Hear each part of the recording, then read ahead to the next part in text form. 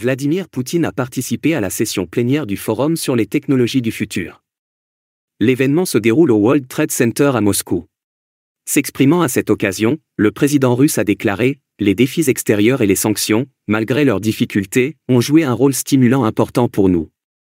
Oui, le projet MC-21 a été légèrement retardé, mais nous avons tout fait de nos propres mains et de notre propre esprit, et maintenant il avance.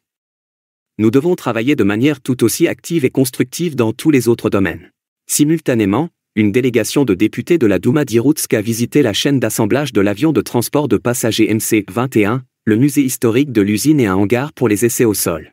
Alexander Veprev, directeur général de l'usine d'Irkoutsk, a informé les visiteurs « Notre entreprise fabrique 3 avions principaux, l'avion d'entraînement Yak, le chasseur multirôle Su-30, produit pour le ministère de la Défense et exporté, et le célèbre avion de ligne MC-21. » Dans l'intervalle, le premier vice-premier ministre Denis Manturov a déclaré à la chaîne de télévision Russia 1 que les avions de fabrication russes seraient prioritaires, même si les livraisons d'avions étrangers reprenaient.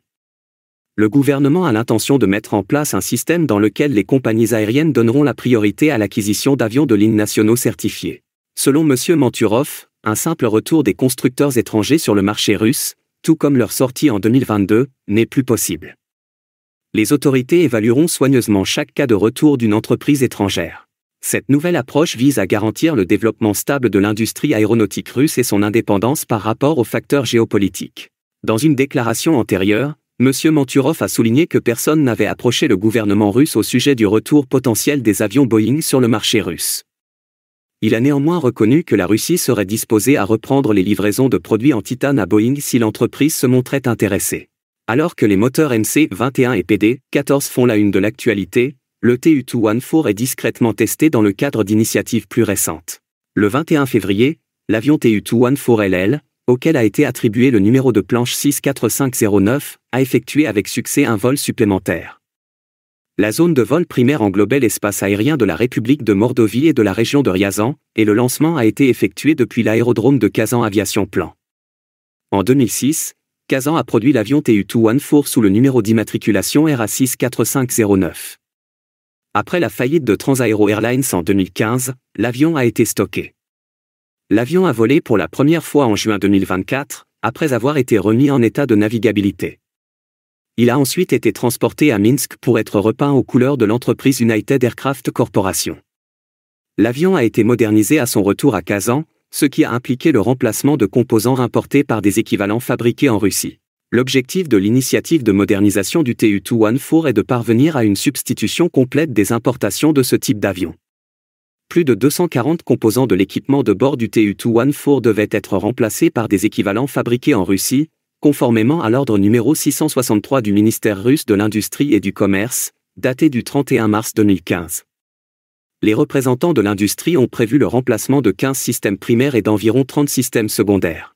Le système de navigation inertielle HG2030 AE21, le système d'alerte de proximité au sol amélioré et le radar météorologique RDR4B, tous fabriqués par la société américaine Honeywell, ont été remplacés. Les croiseurs aériens ont également envoyé du matériel d'urgence et de sauvetage. Les générateurs d'entraînement, les pompes à carburant et les pompes hydrauliques, ainsi que divers capteurs, relais, connecteurs électriques, contacteurs, filtres, composants de la cabine et d'autres équipements de l'avion ont dû être remplacés sur place.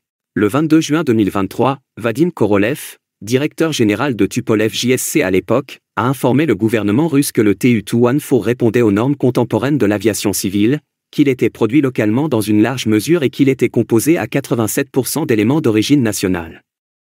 Il a déclaré que le Tu-214 fera l'objet d'une substitution complète des importations de composants et de matériaux d'ici à la fin de l'année 2024. Le premier vol du Tu-214 avec les systèmes améliorés a eu lieu en novembre 2024, après le remplacement des composants importés. L'intégration des nouveaux systèmes russes à l'équipement existant de l'avion est vérifiée lors des essais en vol du Tu-214LL afin de garantir la fiabilité et la sécurité.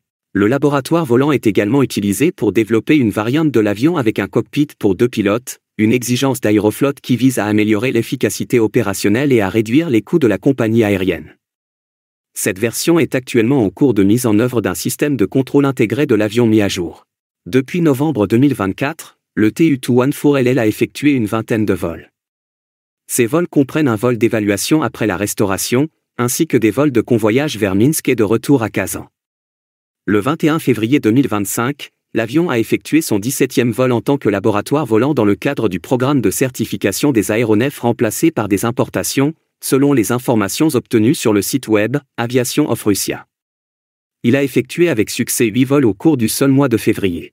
Maintenant, pensez-vous que la Russie n'achètera des avions étrangers que pour les voyages internationaux et les gros porteurs? Dites-le nous dans les commentaires. N'hésitez pas à aimer et à partager nos vidéos et à vous abonner à notre chaîne. Merci également d'adhérer à notre chaîne pour nous encourager.